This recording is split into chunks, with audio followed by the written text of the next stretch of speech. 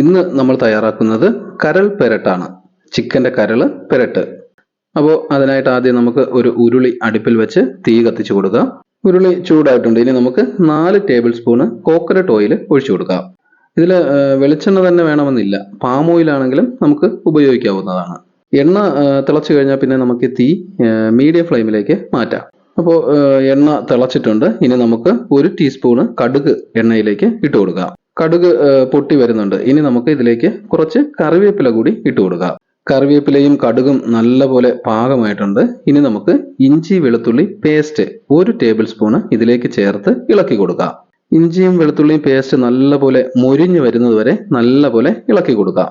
ഇതിപ്പോ നല്ലപോലെ മൊരിഞ്ഞ് വന്നിട്ടുണ്ട്. കണ്ടോ, കളറൊക്കെ മാറി നല്ലപോലെ മൊരിഞ്ഞ് വന്നിട്ടുണ്ട്. ഇനി നമുക്ക് ഇതിലേക്ക് ഒരു 100 ഗ്രാം ചെറിയ ഉള്ളി 2ആയി കട്ട് ചെയ്തത് ഇട്ട് കൊടുക്കാം. ഈ ചെറിയ ഉള്ളി പകുതി വേകുന്നത് വരെ നല്ലപോലെ ഇളക്കി കൊടുക്കണം. ഒരു 2 മിനിറ്റ് ഇളക്കിയാൽ മതിയാവും. അപ്പോൾ തന്നെ ഉള്ളി പകുതി വെന്ത് കിട്ടും. ഇതിപ്പോ 2 മിനിറ്റായി. ചെറിയ ഉള്ളി പകുതി വെന്തിട്ടുണ്ട്. ഇനി നമുക്കിതിലേക്ക് 3 മീഡിയം സൈസ് സവാള ചെറിയ കഷ്ണങ്ങളായി കട്ട് ചെയ്തത് ചേർത്ത് കൊടുക്കാം. സവാള ഇട്ട് കൊടുത്താൽ പിന്നെ തീ ഹൈ ഫ്ലെയിമിലേക്ക് മാറ്റാം. എന്നിട്ട് നല്ലപോലെ ഇളക്കി കൊടുക്കാം. ഇതിലേക്ക് നമുക്ക് 1.5 ടീസ്പൂൺ ഉപ്പ് കൂടി ചേർത്ത് കൊടുത്തിട്ട് നന്നായി ഇളക്കിയെടുക്കാം. ഈ സവാള നല്ലപോലെ വെന്ത് കളറൊക്കെ മാറി വരണം. അതുവരെ നമുക്ക് ഇളക്കി കൊടുക്കാം. ഒരു 15 മിനിറ്റ് ഹൈ ഫ്ലെയിമിൽ നല്ലപോലെ ഇളക്കി കൊടുക്കുമ്പോൾ തന്നെ സവാള നല്ലപോലെ വെന്ത് കിട്ടും. ഇതിപ്പോൾ ഒരു 10 മിനിറ്റ് ആയിട്ടുണ്ട്. ഇപ്പോൾ തന്നെ സവാള പകുതി വെന്ത് കിട്ടിയിട്ടുണ്ട്.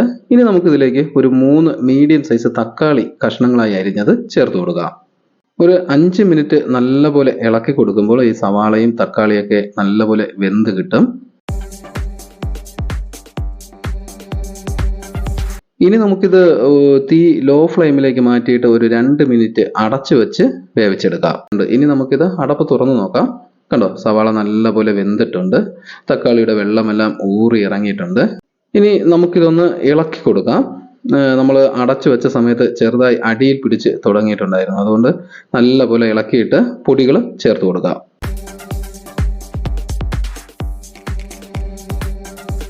ആദ്യം നമുക്ക് 2 ടേബിൾ സ്പൂണ് മുളക് പൊടി ചേർത്ത് കൊടുക്കാം. ഇനി 2 ടേബിൾ സ്പൂൺ മല്ലിപ്പൊടി കൂടി ചേർത്ത് കൊടുക്കാം. ഇനി ഇതൊന്ന് ഇളക്കി കൊടുക്കാം. തീ ലോ ഫ്ലെയിമിൽ തന്നെ ഇരുന്നാൽ മതി. അപ്പോൾ മുളക് പൊടിയും മല്ലിപ്പൊടിയും നല്ലപോലെ ഇളക്കി ചേർത്തിട്ടുണ്ട്. ഇനി നമുക്കിതിലേക്ക് 1/2 ടീസ്പൂണ് മഞ്ഞൾപ്പൊടി ചേർക്കാം. ഇനി 1 ടീസ്പൂണ് ഗരം മസാല പൊടി കൂടി ചേർക്കാം. ഗരം മസാല ഇപ്പോൾ 1 ടീസ്പൂൺ മതി. നമുക്ക് ആവശ്യമുണ്ടെങ്കിൽ പിന്നീട് ചേർത്ത് കൊടുക്കാം. ഇനി ലോ ഫ്ലെയിമിൽ നല്ലപോലെ ഇളക്കി കൊടുക്കാം. അടിയിൽ പിടിക്കാതെ നോക്കണം. നമ്മൾ ഈ പൊടികൾ ഇളക്കുമ്പോൾ പാത്രത്തിനടിയിൽ പിടിച്ച് കരിഞ്ഞു പോകാതിരിക്കാൻ അല്പം നനവിന് വേണ്ടി കുറച്ച് വെള്ളം ചേർത്ത് കൊടുക്കാം കേട്ടോ. ഈ വെള്ളം ഒഴിക്കുമ്പോൾ മസാലിന് അല്പം നനവ് കിട്ടും. അപ്പോൾ അടിയിൽ പിടിക്കില്ല. നമ്മൾ ഇട്ട് കൊടുത്ത ഈ പൊടികളുടെ പച്ചമണം മാറി വരുന്നത് വരെ നല്ലപോലെ ഇളക്കി കൊടുക്കണം. നമുക്കിതിലേക്ക് കുറച്ച് കറിവേപ്പില കൂടെ ഇട്ട് കൊടുത്തിട്ട് നല്ലപോലെ ഇളക്കിയെടുക്കാം. ഇതിപ്പോൾ നമുക്കൊരു 10 മിനിറ്റ് തീ മീഡിയം ഫ്ലെയിമിനും ലോ ഫ്ലെയിമിനും ഇടയിൽ വെച്ച് നല്ലപോലെ ഇളക്കി പുരട്ടിയെടുക്കണം. ഇത് ഇളക്കുന്ന സമയത്ത് ഇതിലെ ഈർപ്പം വറ്റിയിട്ട് ഡ്രൈ ആയി അടിയിൽ പിടിക്കുന്നു എന്ന് തോന്നുകയാണെങ്കിൽ നമ്മൾ നേരത്തെ ചേർത്ത അളവിൽ വെള്ളം കുറച്ചുകൂടി ചേർത്ത് കൊടുക്കുന്നതിൽ കുഴപ്പമില്ല. ഇതിപ്പോൾ 10 മിനിറ്റായി. മസാല തയ്യാറായിട്ടുണ്ട്. ഇനി നമുക്ക് തീ ലോ ഫ്ലെയിമിലേക്ക് മാറ്റാം. ഇനി നമുക്ക് കഴുകി വൃത്തിയാക്കി വെച്ചിരിക്കുന്ന കോഴിയുടെ കരളും കൂമ്പും ഇതിലേക്ക് ചേർത്ത് കൊടുക്കാം. ഇനി ഇത് നല്ലപോലെ ഇളക്കി മസാലുമായി യോജിപ്പിച്ചെടുക്കാം. ഇത് 2 കിലോ കരളും കൂമ്പും ഉണ്ട് കേട്ടോ. ഈ കരള് മസാലയുമായിട്ട് യോജിപ്പിക്കുന്ന സമയത്തെല്ലാം തീ ലോ ഫ്ലെയിമിൽ തന്നെ ആയിരിക്കണം. കരളിൽ മസാലയെല്ലാം നല്ലപോലെ പിടിച്ചിട്ടുണ്ട്. ഇനി നമുക്കിതിലേക്ക് 1 കപ്പ് വെള്ളം ഒഴിച്ചു കൊടുക്കാം. ഈ വെള്ളത്തിൽ കിടന്ന് കരളും കൂമ്പും നല്ലപോലെ വെന്ത് കിട്ടണം കേട്ടോ. ഇനി നമുക്കിത് നല്ലപോലെ ഇളക്കി മസാലയും വെള്ളവുമായി യോജിപ്പിച്ചിട്ട് ഒരു 15 മിനിറ്റ് ഹൈ ഫ്ലെയിമിൽ അടച്ചു വെച്ച് കുക്ക് ചെയ്തെടുക്കാം. ഇതിപ്പോൾ 15 മിനിറ്റ് ആയിട്ടുണ്ട്. നമുക്ക് അടപ്പൊന്ന് തുറന്നു നോക്കാം. നല്ലപോലെ തിളച്ച് വെള്ളമെല്ലാം വറ്റി വരുന്നുണ്ട്. ഇനി നമുക്കിത് അടയ്ക്കേണ്ട ആവശ്യമില്ല. ഒരു 10 മിനിറ്റ് ഹൈ ഫ്ലെയിമിൽ തിളപ്പിച്ചെടുക്കാം.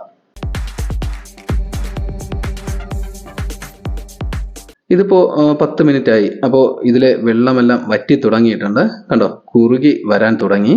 ഇടയ്ക്കിടയ്ക്ക് ഒന്ന് ഇളക്കി കൊടുക്കണം. ഇല്ലെങ്കിൽ ഇത് വറ്റി കുറുക്കി വരുന്നത് കൊണ്ട് അടിയിൽ പിടിക്കാൻ സാധ്യതയുണ്ട്. നമുക്കിതിൽ മസാല കുറവാണ്, അതുകൊണ്ട് 1 ടീസ്പൂൺ മസാല കൂടി ചേർത്ത് കൊടുക്കുക. ഇനി നമുക്കിതൊന്ന് ഇളക്കി മസാല എല്ലാം ഒന്ന് യോജിപ്പിച്ച് കൊടുക്കുക. അപ്പോൾ നമ്മൾ മസാല ഇട്ടതിന് ശേഷം ഒരു 8 മിനിറ്റോളം നല്ലപോലെ തിളപ്പിച്ചിട്ടുണ്ട്.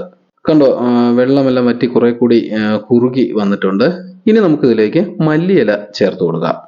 ഇത് നല്ലപോലെ ഇളക്കി കൊടുക്കാം. നമ്മൾ ഇളക്കുന്ന സമയത്ത് പ്രത്യേകം ശ്രദ്ധിക്കേണ്ട കാര്യം, ഇനി അങ്ങോട്ട് ഇളക്കുമ്പോൾ സൂക്ഷിച്ചിളക്കണം. കാരണം എന്ന് പറഞ്ഞു കഴിഞ്ഞാൽ കരൾ പൊടിഞ്ഞു പോകാൻ സാധ്യതയുണ്ട്. കാരണം കരൾ വെന്ത് വന്നതുകൊണ്ട് പൊടിഞ്ഞു പോകാൻ സാധ്യതയുണ്ട്. അപ്പോൾ സൂക്ഷിച്ച് ഇളക്കണം. മല്ലിയില ചേർത്തതിന് ശേഷം ഒരു 10 മിനിറ്റ് കൂടി നല്ലപോലെ തിളപ്പിച്ചിട്ടുണ്ട്.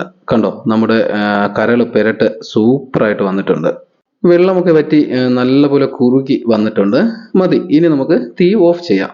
അങ്ങനെ ചിക്കൻ്റെ കരളും കൂമ്പും പെരട്ട് റെഡി ആയിട്ടുണ്ട്. ഇത് നല്ല സൂപ്പർ ടേസ്റ്റ് ആണ് കേട്ടോ. ഇങ്ങനെ നമ്മൾ തയ്യാറാക്കുകയാണെങ്കിൽ കരളിന് കയ്പുണ്ടാവില്ല, നല്ല ടേസ്റ്റ് ആണ് കഴിക്കാൻ. അപ്പോൾ എല്ലാവരും ഇത് ഇങ്ങനെ ഒന്ന് ട്രൈ ചെയ്ത് നോക്കണം കേട്ടോ. അപ്പോൾ വീഡിയോ കണ്ട എല്ലാവരും വീഡിയോയ്ക്ക് ഒന്ന് ലൈക്ക് ചെയ്യുകയും കമൻറ്റ് ചെയ്യുകയും ചെയ്തേക്കണേ. ചാനൽ പുതുതായി കാണുന്നവരാണെങ്കിൽ ചാനലൊന്ന് സബ്സ്ക്രൈബ് ചെയ്ത് സപ്പോർട്ട് ചെയ്തേക്കണേ. അപ്പോൾ വീണ്ടും നമുക്ക് അടുത്ത വീഡിയോയുമായി കാണാം. ഓക്കെ.